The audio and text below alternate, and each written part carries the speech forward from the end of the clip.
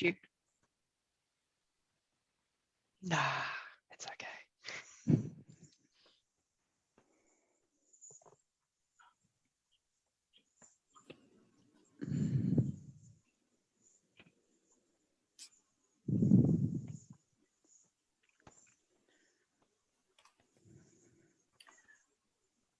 So we're just waiting for everyone to join us. Because I'm screen sharing, Jane or somebody, could you let me know when we're good to go, because I don't have the numbers in front of me? Sure. Just watching them tick up in a minute.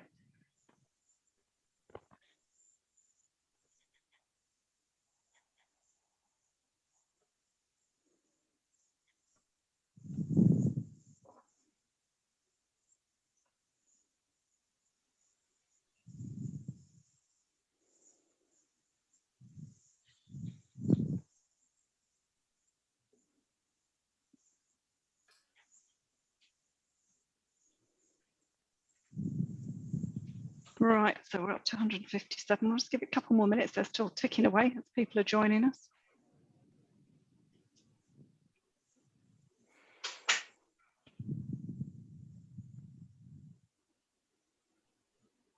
Right, I think we should make a start. Over to you, Bronwyn. All right, so first we just want to do our opening karakia. Te tawa mai I runga, te tawa mai I raro, te tawa mai I roto, te tawa mai I waho. Kia tau ai te mauri tū, te mauri ora ki te katoa.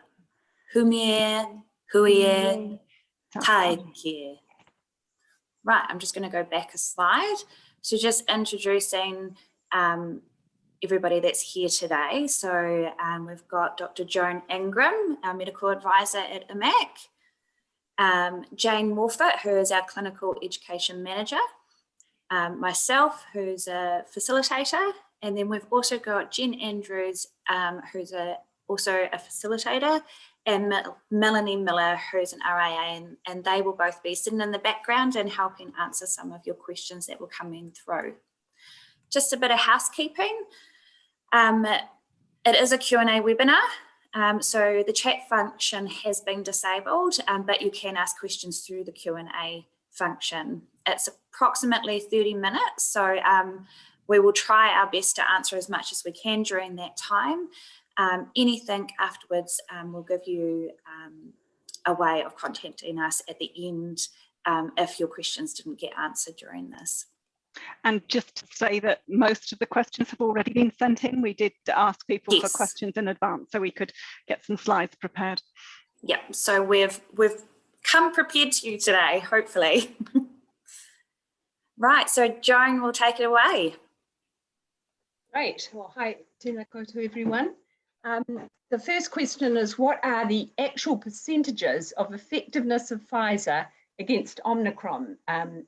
And I think this, of course, depends on what we're talking about, whether we're talking about any symptomatic infection or severe disease. And of course, the time after vaccination it influences this answer quite considerably.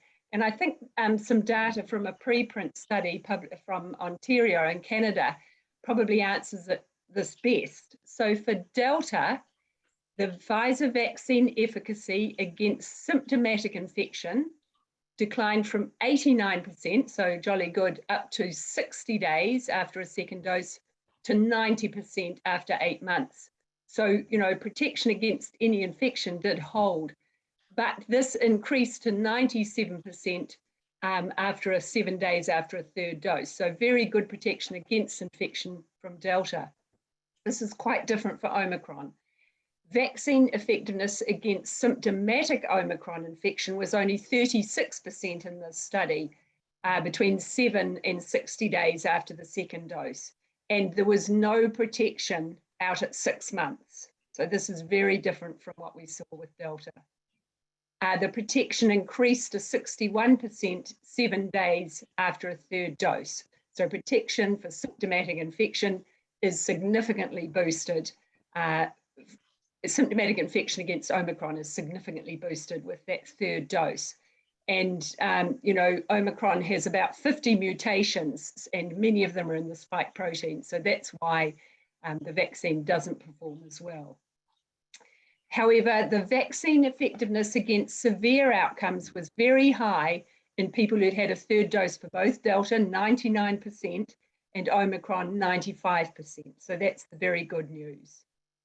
So the conclusion of this study was that in contrast to high level protection against both symptomatic infection and severe outcomes caused by Delta, our results suggest that 2 doses of COVID vaccines only offer modest and short-term protection against symptomatic Omicron. A third dose improves protection against symptomatic infection and provides excellent protection against severe outcomes for both variants. So that's that slide, that question. And here's slides from that paper. You can see Delta in dark, so this is any symptomatic infection.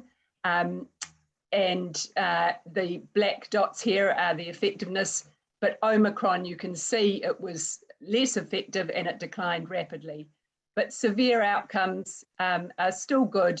Omicron is lower than Delta, but still good.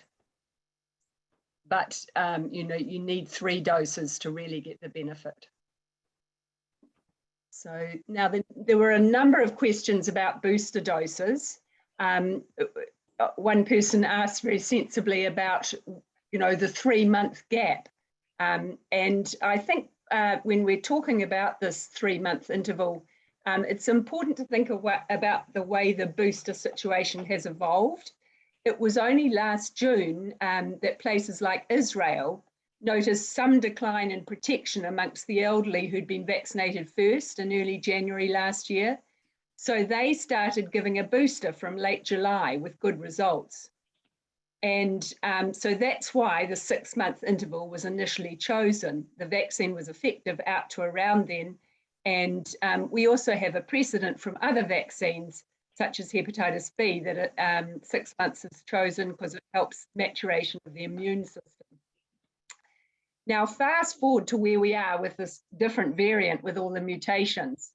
And so we know that protection against infection is declining more rapidly with this variant.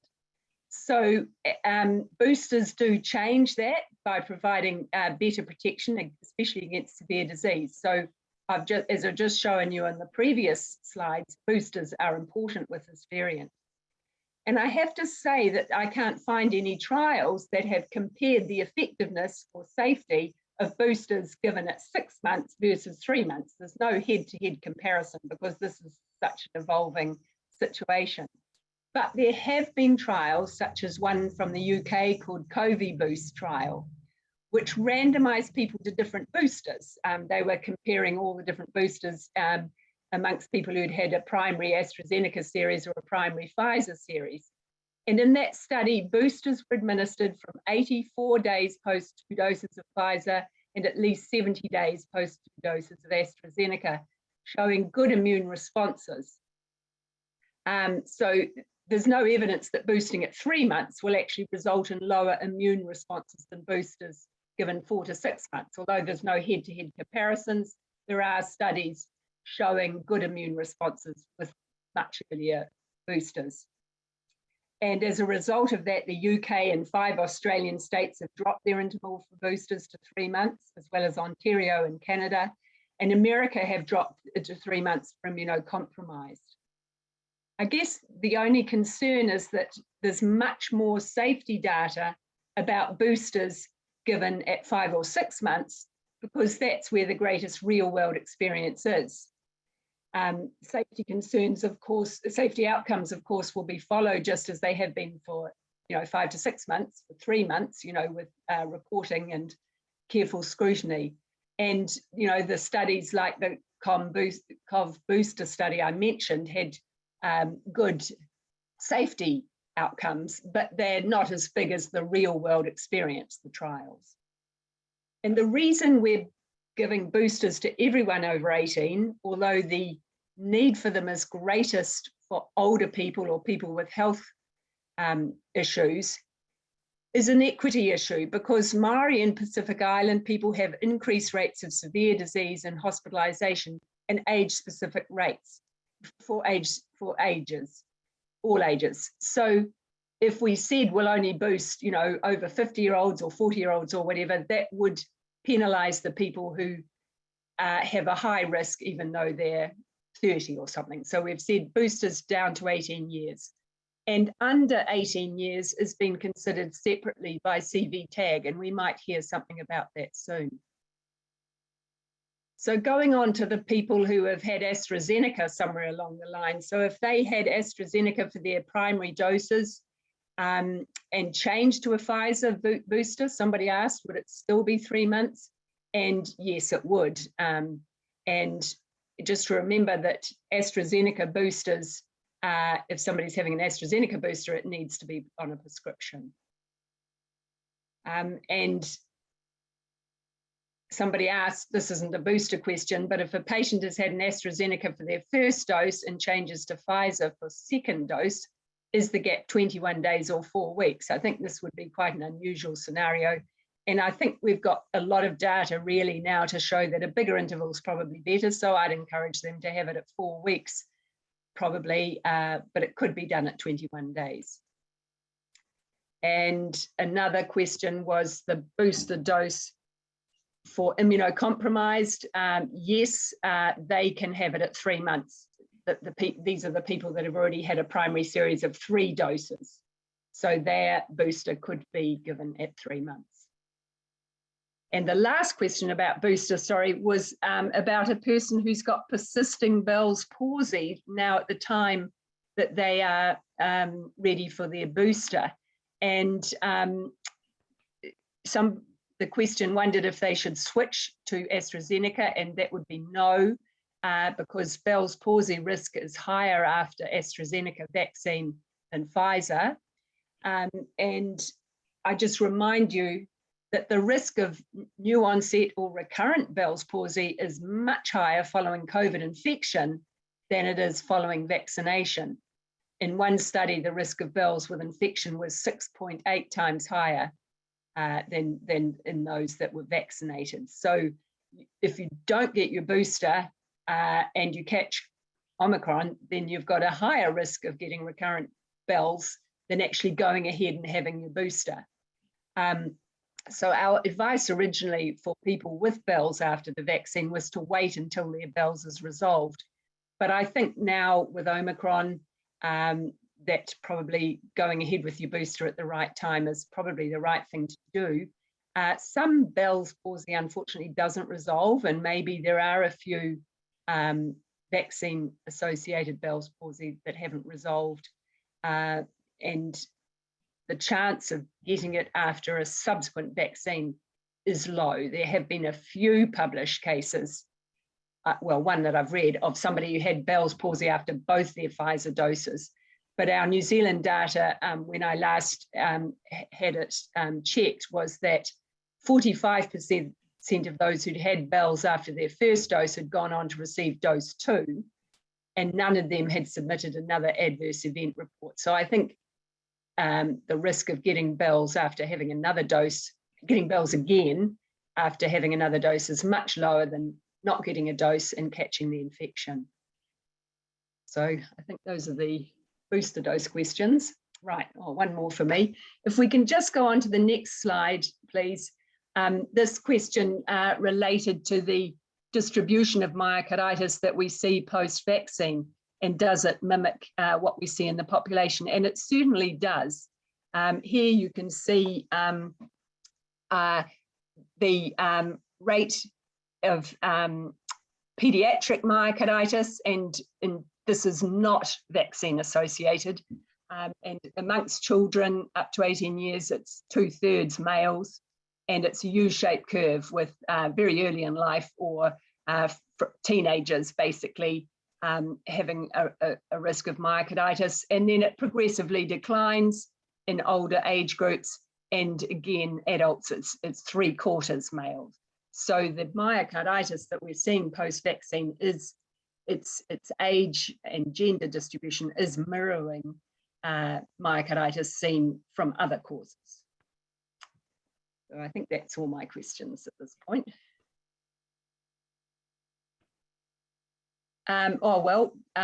Is this my one? I don't think. Well, I think this is a straightforward one that all three of us can answer. Yeah. I'm just going to, if you are both happy to answer that, I'm just going to stop sharing for a second because I'm having a bit of a technical glitch. Okay, that's fine. And re-share in a second. So I would say don't reduce the interval below 3 months.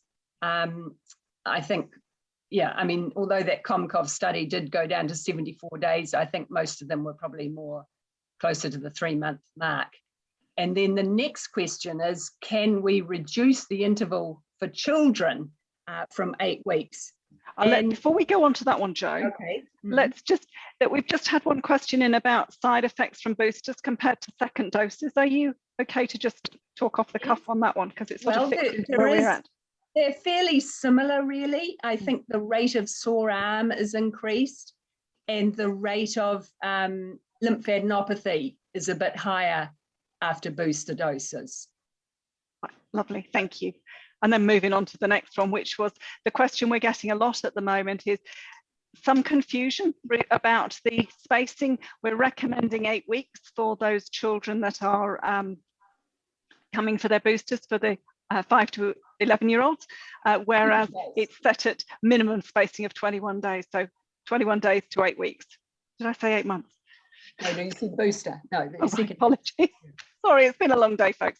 Yeah, so I think, Joan, you're happy to talk to that one. Yes, there's a few reasons why 8 weeks has been chosen. Well, the first is that children get very good protection from one dose. Severe protection against severe COVID is very good after one dose, and better protection is better with the longer interval. It gives a better immune response, which will likely last longer. And in fact, we now know that with adults too, that 8 weeks is probably the ideal interval. And the only potential, the reduced side effect is probably more theoretical, but the only potentially severe side effect of mRNA vaccines is myocarditis, and it is common in older children when given later in Canada. So 12 years plus had less myocarditis if their vaccine was given at 8 weeks or more. But however, we must remember that the rate of myocarditis in 5 to 11-year-olds is very much lower than in teens, and usually after dose 2 anyway. And a few children might be appropriate to have a shorter interval if they have a really severe risk of disease or hospitalization, such as heart or lung problems, to get the fullest protection more quickly. Thank you, Joan. And just to say that if you're trying to book a vaccine for a boost, if you're trying to book a second dose for a child's vaccine, Book My Vaccine will not allow you to do it under 8 weeks.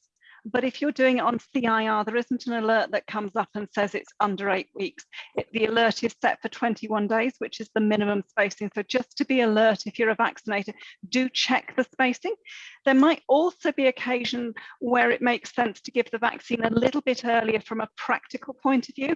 If it's going to be really difficult for the whānau to come back and everybody else is there for their booster doses and transport's an issue or something like that. So have a little bit of an open mind. But if you explain the rationale as to why we would prefer them to wait 8 weeks, why they're, as Joan's just explained, but there is an element of flexibility. It won't count as an error if you put it in a little bit earlier, unless it's earlier than 21 days, because it's not licensed for earlier than that.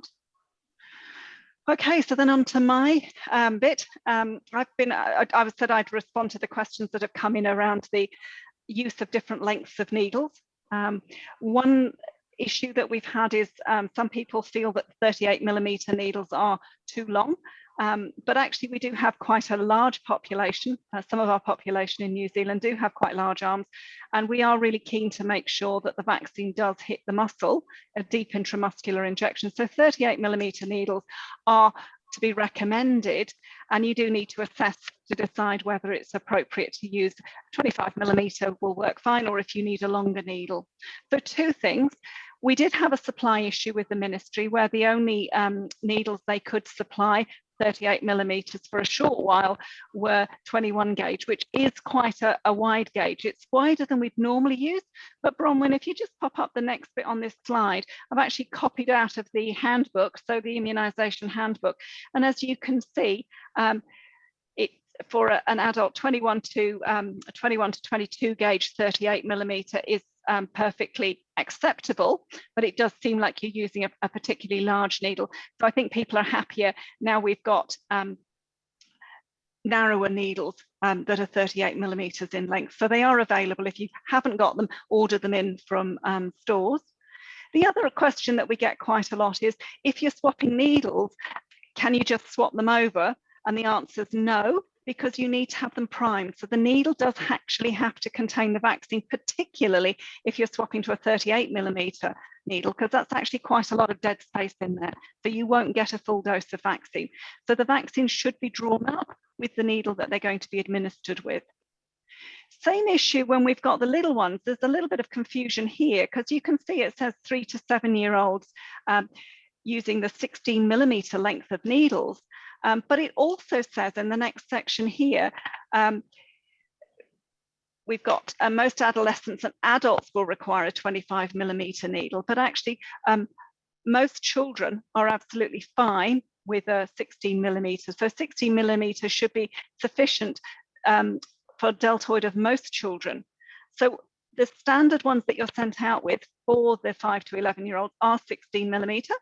But we are conscious that, you know, you will get some larger children, particularly as they're getting nearer to the age of 12. And so on occasion, you might need to swap to a 25 millimeter needle. And if you need to do that, please make sure you use a non-LDS needle if you're continuing to use the syringe that the 16 millimeter came on, or you swap to an ordinary 1 ml syringe and an LDS 25 as you'd use for giving an adult 12 plus Pfizer. But what you can't do is just take the 16 millimeter needle off and use the 25 millimeter LDS that you'd use for administering a Pfizer vaccine. So you need to draw it up in advance, and you need to make sure that the combination of syringe and needles do actually fit. And if you've got the large, I always call them large and narrow, because I think the numbers are confusing when it comes to how wide the needle is. But if you've got the very wide needle, the 21 gauge, and you think it's too wide, do order in some new supplies of the narrower ones. So hopefully that's addressed those comments. You want to move on? Next.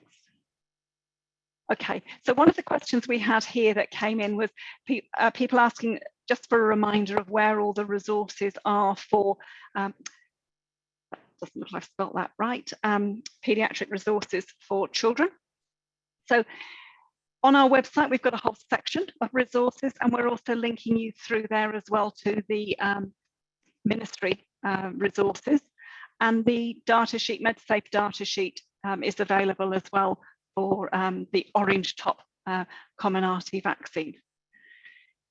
We've had a few questions on consent. The ministry again has got a document on consent. So again, we've got links to that, and we published our toolkit today. And a big thank you to Bronwyn, who's actually put a massive amount of work into getting the toolkit ready to go out.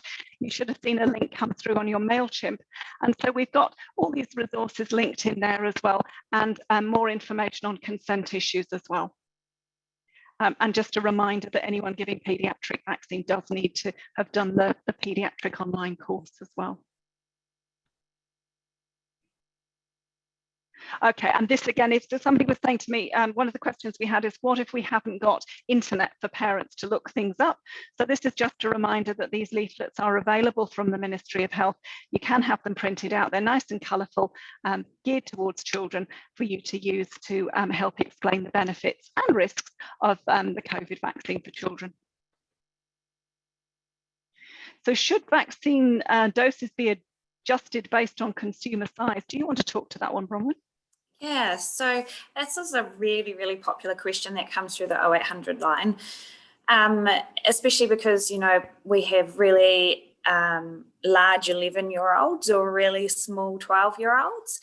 And the short answer really is that it's not based on the size of a child, it's based on the age of their immune system. So an 11-year-old, regardless of what size they are, will have the same age relative to their date of birth immune system as another 11-year-old. So if they turn up to you and their birthday is in a month and you're not sure which dose, you stick with the one that's for the age that they are when they turn up to you. So 12 and over is giving the adult Pfizer, and then 5 to 11 is giving the pediatric dose. I'd just say one thing, Bronwyn, it's really important to ask what age they are, because trying to judge on size can put you wrong too. So it's another common Yes, absolutely. mistake. It's an error, Yeah. isn't it? Giving the wrong and it should be part of those checks that you're doing at every single immunisation event. And as part of that, in the toolkit, we've actually put in a little lanyard that you can print off that's got your 7 rights to vaccination. And it's just something we all know, but it's a good check when you're really, really busy and making sure that you're getting all of those things checked off. And we've already answered that one. So what dose should they have if they turn 12 after they've had their dose 1? So you always continue with the same schedule as you started with. So if they started on the pediatric schedule, then they continue to have the pediatric schedule. So regardless of what age they are when they come back that second time, if they had the pediatric one first, then they'll have the pediatric one second.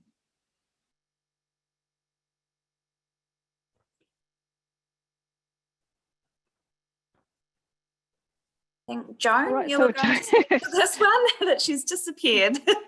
There she is. I just wanted to say the exception to that is if they have an error. Yeah. Being, we're 12, I don't know, the following the second vaccine rule can go wrong. If a 12-year-old is in error given a pediatric dose, don't give them a pediatric dose when they come back. Give them an adult dose, which they should have had the first time. In those cases, you should be ringing the 0800 line as well to let us know and going through the proper procedures of that error. Definitely. And somebody's actually come in here and said, well, the CIR doesn't show the date of birth, but actually, apparently, if you hover over the name of the child, it will come up with the age. So this is a new feature that they've built into CIR. So you can now see the age just by hovering your mouse over the name. But it's a simple question as well. It is a very simple question, absolutely. Good practice. And one of the things in the toolkit is a little reminder on the questions that you must always be asking at each immunisation event. And age is one of them, because are they over 18 for the booster doses? Are they under 12 or over 12? And that will depend on which vaccine you're giving as well. So really important. As is remembering to give post-vaccine advice, which we talked about in the previous webinar, and making sure you've got informed consent. So this next question is asking if there's any data regarding interstitial lung disease post the COVID vaccine in our country. And the short answer is I tried to ask since this question came in yesterday, but haven't heard back. There are reports of interstitial lung disease being induced by drugs, particular things like disease-modifying rheumatological drugs or methotrexate, or nitrofurantoin. And there have been, I kept finding the same case report printed of a person who developed it following mRNA vaccine. But it's important to point out that catching COVID infection can precipitate or worsen existing interstitial lung disease. So, it is a big issue following COVID infection, the development of interstitial lung disease. It does seem to be a very rare complication following the vaccine, but I haven't got any data relating to New Zealand.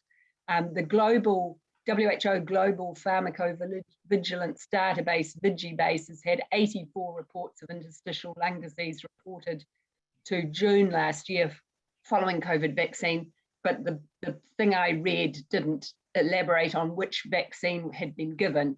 And just remember that all these reports don't necessarily mean causality. So it's a very, very rare potential complication, I guess I would say.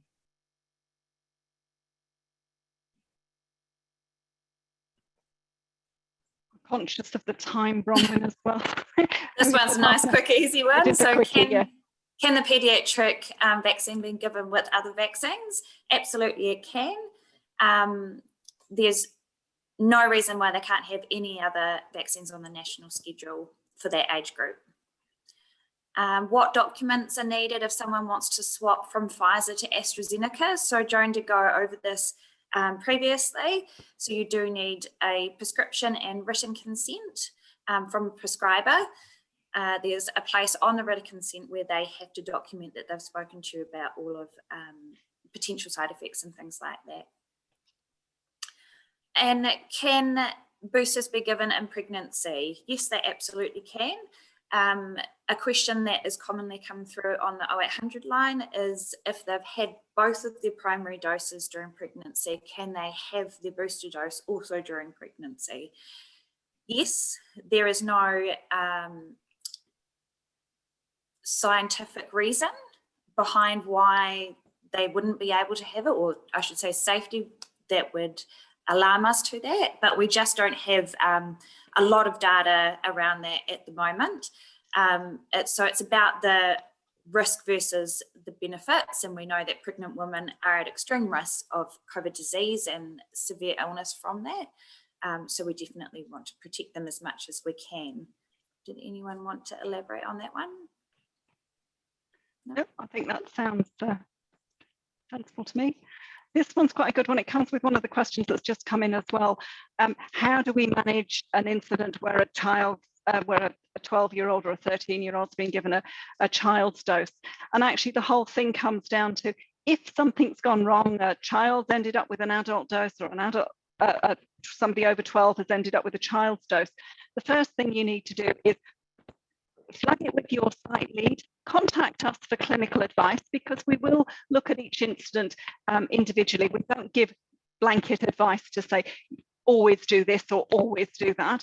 We want to know how the things happened as well. So what I would say is ask the patient to wait somewhere, make sure they're safe. Give us a ring, we'll have a chat with you. And oftentimes it's just a case of, well, just make sure you give them the right dose next time. But obviously we need to look at how old they are, what underlying health conditions they've got and such like, before that final decision would be made. And then as part of the reporting process, you need to do an in-house review. How did this happen? What can we tighten up with our systems to make sure it doesn't happen again? And we're always grateful if you share that learning with us, because we can put it into webinars like this. And we can also put it into training, and you'll see the toolkit's got a whole section on error prevention, because we're conscious that there have been some errors and we're trying to share the learning from the sites where these have happened. The other thing is there's sometimes confusion about what paperwork you need to fill in. So there is an incident form in the Appendix I of the operations guidance. We call it the CVIT form. And if you talk to 0800, our staff will be able to guide you to exactly where it is. Now, you can fill in your own in-house form. We've got a form you could fill in, but actually the ministry are now saying at the moment, particularly while we're getting a little bit of a flurry of some of these errors coming through, they would like to know about all of them, and even near misses. So since you need to report to the ministry, you may just as well fill their form in and then share that in-house for any learning there. And if you send a copy through to us as well, you can anonymize it if you want. We just want to share the learning.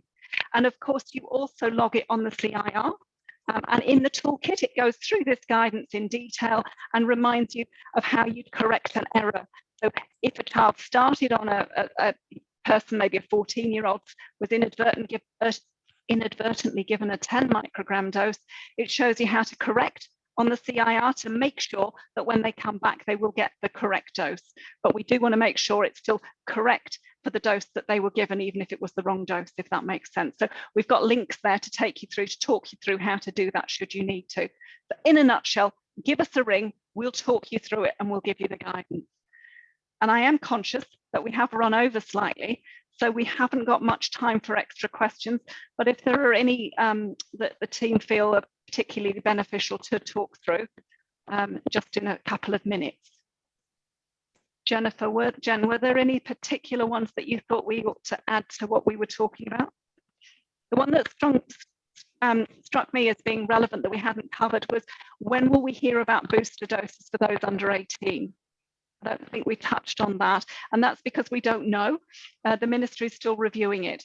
But at the moment, both booster dose for anyone under 18 would only be given in very exceptional circumstances, and a prescription would be needed. Would you agree with that, Joan? Have you anything to add to that one? Nothing to add. I know it's coming to CV tag, I believe. Yes, so there will be more guidance about that, and it'd be particularly for those that are higher risk, because we know that young people's immune systems are great. They do respond better to vaccines than us oldies. Right, Jen, was there anything you think that's urgent that we need to address now? Just, is there any evidence that teenagers getting myocarditis after the vaccine are the same as the ones who do badly with COVID? No, generally the ones who do badly with COVID have pre-existing health problems, but the people having myocarditis are not necessarily that group. It could be healthy people that develop myocarditis. Okay, and there's one other question that I can respond to that's come in here around needle safety. With the way that we draw up vaccines, we're drawing up in the needle that we're giving them in. So it is important to make sure that when you're resheathing, you don't end up giving yourself a needle stick injury. Albeit it's not a bloodborne virus risk, it's still very unpleasant and it contaminates the needle and the whole thing needs to be thrown away. A lot of people are using the foam that the vials come in, and actually putting the needle guards into that so they can safely resheath the needle without actually touching it. Some people have devised other devices that they're using on site, but the most important thing is just being extra cautious that you're doing that, because it isn't something that we would normally recommend. But the number of doses of vaccine, the number of syringes and needles, and the fact that the needles need to be primed, we have no alternative. So just do it with care. And yes, you can make a device or that will allow you to hold the needle safely so that you're not actually haven't got your hand near it as you resheath. We've done that. Right. Yep. So I think we'll leave it to you. Good with that. So we just got on the screen there where you can send your unanswered questions if you have some still. So I'll come back to that slide after we've done a closing karakia. And just a reminder that you won't be sent a certificate for this webinar, but you can go on and download our reflection form, which is in our written resources on our website. Right, so we'll close with the karakia. Te tawa mai I runga, te tawa mai I raro, te tawa mai I roto, te tawa mai I waho. Kia tau ai te mauri tū, te mauri ora ki te katoa. Humie, huie, tai ke. I'll just leave that one on there.